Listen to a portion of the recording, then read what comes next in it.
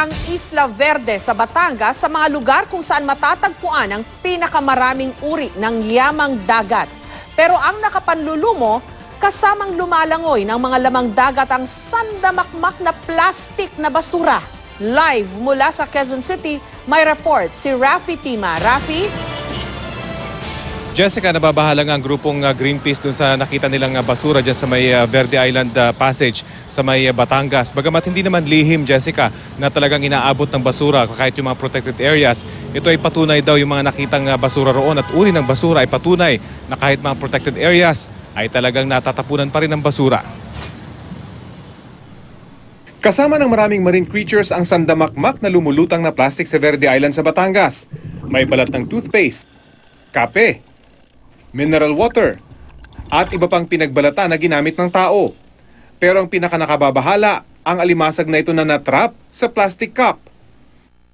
Kuha ito ng grupong Greenpeace bilang bahagi ng plastic pollution investigation sa Pilipinas gamit ang kanilang barkong Rainbow Warrior.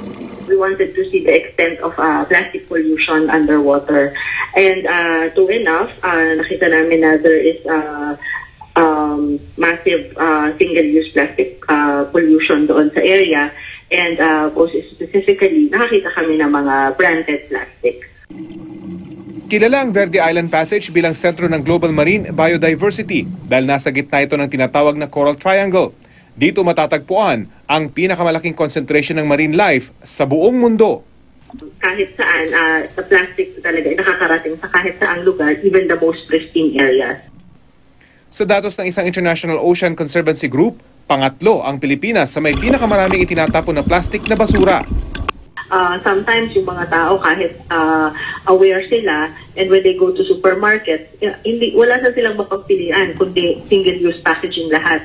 And so that's what we're telling the corporations to bring us better delivery systems, even better packaging, longer term. Nanawagan ng Greenpeace na maging responsableng mamamayan dahil bukod sa matagal bago matunaw ang mga plastik, malaki rin daw ang posibilidad na makain ito ng mga isdang hinahango rin ng mga mangingisda at kinakain ng mga tao. Noong nakarang buwan lang, isang patay na balyena ang nakita sa baybayin ng Barangay Ilang.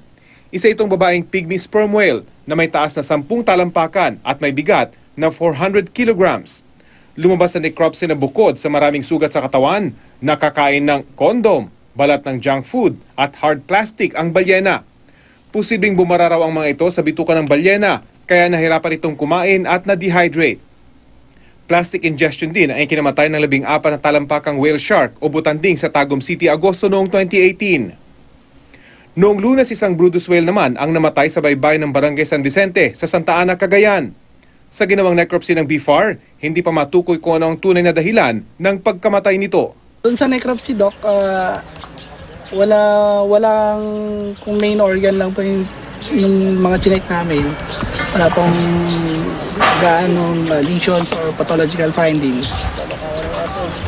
Maliban doon sa liver, which is medyo nagkakaroon ng discoloration.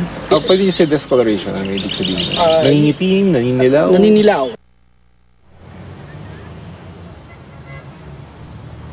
Panawagan, Jessica, kayo ng grupong Greenpeace para dun sa mga producers at manufacturers ng mga processed products na baguhin na yung kanilang estilo ng papapackage sa kanilang mga produkto para nga hindi ito makapollute. Sana naman daw ibalik na yung mga dating kagawian kung saan yung mga packaging ay nagagamit pa. For example, ay nagiging baso o mga sisidlan. Jessica? Alam mo, Rafi, nakababahala rito base sa aking mga nababasa. Even the deepest part of the oceans, no? I think yung Philippine Deep kumuha rin dyan ng samples ng mga deep sea creatures at pinag-aralan ng mga scientists yung mga isda at yung sari-saring laman dagat na nakuha nila dyan, no? And nakita nila na merong plastic. Biro mo kahit dun sa kailalim-laliman ng dagat ngayon, meron ng sea creature na naka-ingest na ng plastic, probably because of the plastic we throw into our seas, no, into our oceans. Yun na nga, Jessica, at ang mga plastic ito ay tinatawag na mga microplastics. Maliliit na mga plastic na lamang ito dahil nga mahirap pa mag-degrade itong mga plastic ito ay nagkakapira-piraso ito at napagkakamalan ng mga isda bilang pagkain. So ini-ingest nila ito at hindi naman ito natutunaw sa kanilang mga bituka at kapag na-harvest naman itong mga isdang ito ay kinukonsume naman ng mga tao. Bagamat tinatanggal yung bituka, hindi natin malaman kung ano magiging epekto ito sa mga taong nakaka-consume ng mga isda na nakakain naman ng mga microplastic. So yan ang danger daw talaga, Jessica, dito sa mga plastic na itinatapon na kung hindi man sa mismo sa dagat, ay kahit sa kalye, kapag umulan naman, ang tubig na ito ay mapupunta sa ilog at ang tubig naman sa ilog ay mapupunta sa dagat. So talagang dagat yung kumbaga pinakahuling destinasyon ng mga basurang itinatapon lang ng publiko, Jessica. At itong Verde Island Passage, sa pagkakaalam ko, Rafi, dapat protected area ito dahil idineklara itong isa sa may pinakamayamang biodiversity sa buong mundo, ha. At dapat ipinagmamalaki natin ng husto itong lugar na ito sa ating karagatan. Pero parang kulang, no, yung pagangalaga dahil ang dami ring plastic na nakita dyan. Ayun na nga, Jessica, ang Verde Island Passage nga daw yung center of biodiversity sa buong mundo. So talagang nakasentro dapat yung effort ng hindi lang Pilipinas kundi ng rehiyon at buong mundo para mapangalagaan itong lugar na ito dahil yung mga nakakita mga isda rito ay hindi makikita sa iba pang mga lugar sa buong mundo.